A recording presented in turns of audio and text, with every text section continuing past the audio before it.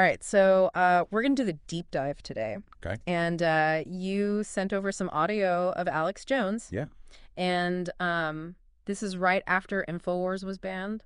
Right. From a bunch of different platforms. Facebook, YouTube, Apple Podcasts even. Yeah, and this is right up your alley. Oh, yeah, absolutely. This is fascinating. The freedom of speech versus, the power of these tech companies. Exactly, and where's the line, right? Huge debate. Huge. Yeah. So, just from listening to this audio, the first thing that strikes me is how personally Jones takes this ban.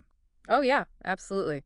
It's not just about, losing a platform or being deplatformed. This is like an attack on him personally. Yeah. On his identity, his livelihood, his very right to speak. And even compares it to theft, like someone stealing his car stereo. Which is, I think, a brilliant analogy, actually. Yeah. Because it taps into a fear. Yeah. That I think many people have. Which is that these huge platforms can take away your ability to earn a living. Totally. To speak with little recourse. Yeah. And so suddenly this abstract debate about, online censorship becomes very real. Yeah, and it's not just a theoretical thing. No, it's personal. He says he lost $5 million from not being able to use the ad platform. Right, ad rule. Ad rule, yeah.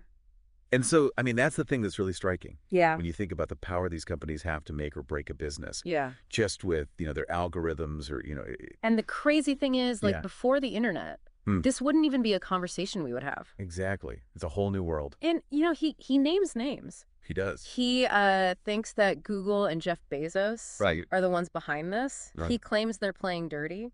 Yeah, he's not holding back. No. At all. And he even says that. Yeah. Bezos, after buying the Washington Post, got this $600 million contract from the CIA. Okay, so this is where things get a little bit conspiratorial. Yeah. Jones is implying some kind of quid pro quo situation, right? Yeah. But he doesn't really offer any evidence for this. No evidence. So it's interesting to think about where he's getting his information from, what sources he's relying on. Yeah. Even if we set aside the truth of it or the factual accuracy, he clearly feels very targeted. Yes. Like there are these shadowy forces that are controlling the information. Absolutely. And he even brings up the TPP. The Trans-Pacific Partnership. Yeah.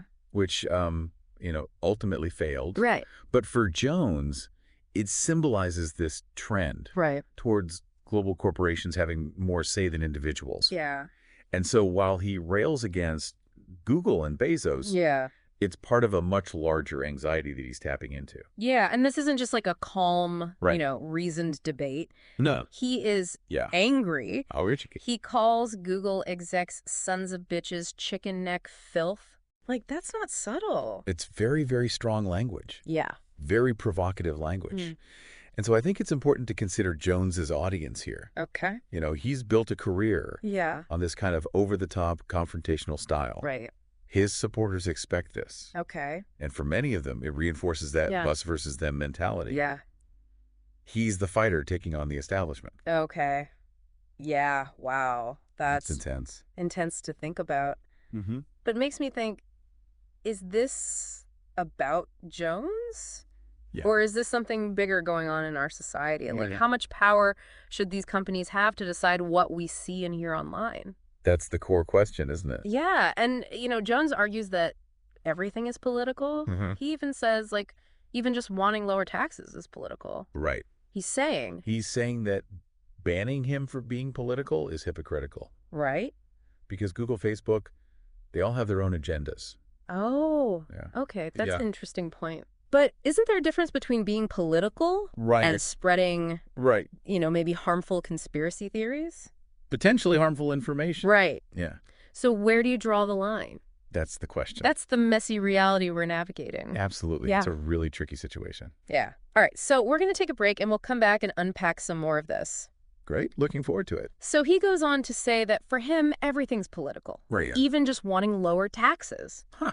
That's interesting. He's saying there's no neutral ground. Wow. So everything's a battle. Yeah. And he uses Google as an example. Okay. He accuses them of lobbying for a 0% corporate tax rate. Oh, wow. While he's stuck with a 35% rate. So he sees this as a rigged system. Yeah. And it just fuels his anger. Right. Classic us versus them. Yeah, exactly. And he really lets loose on the Google execs. What does he say? Calls them sons of bitches, chicken neck filth. Oh, geez. Even threatens to sue them into hell. I mean, it's just Jones being Jones, right? Yeah, but I think it's more than that. Okay, what do you mean? Well, think about it. When people feel powerless, they lash out. Right, they need someone to blame. Exactly, and Jones gives them that target. Oh, interesting. So it's not just about the facts of the case. It's about tapping into that need to fight back. Yeah, against perceived injustice. This is powerful stuff. And he insists he's going to release emails from AdRoll. What for? To prove he's being unfairly censored. So again, he's positioning himself as the truth teller. Yeah, the one fighting against the system. But he goes after Snopes and fact-checking sites. Right. Accuses them of being in cahoots with the tech giants. Classic Jones. Yeah, he wants his audience to only trust him. Right. He's the only one with the real truth. So this whole thing raises questions about the role of platforms. Yeah. On one hand, free speech, open debate. But they also have a responsibility to protect users from harmful content. Right. Where do you draw the line? Yeah, who decides what's harmful? The tough one. And it's clear this InfoWars ban has touched a nerve. Oh, yeah. It's not just about Jones. It's about who holds the power online. And what happens when that power feels unfair. Jones ends by saying... Let's hear it. Jones ends by saying, "You want war, you goddamn cowardly pieces of chicken neck filth?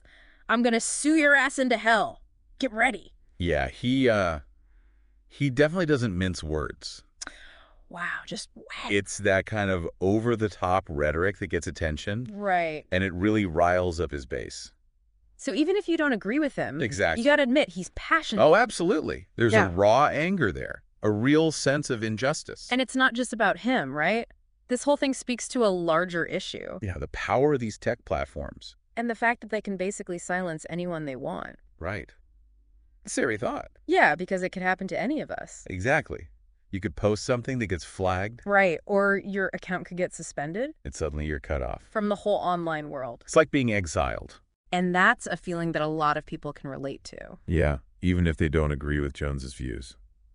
So after diving deep into this InfoWars situation, what are the key takeaways for our listener? Well, I think it's clear that this whole debate about online censorship is far from over. Yeah, it's just getting started. And it's a debate that we all need to be paying attention to. Because it affects all of us. Absolutely. Yeah. So for those of you listening, we leave you with this final thought. While Jones might be a controversial figure, his story raises some important questions about the power dynamics of the online world. Think about your own experiences online. Have you ever felt like your voice was being silenced or marginalized? What do you think about the role of these tech platforms in shaping public discourse? These are questions that we all need to grapple with as we navigate this increasingly complex digital landscape.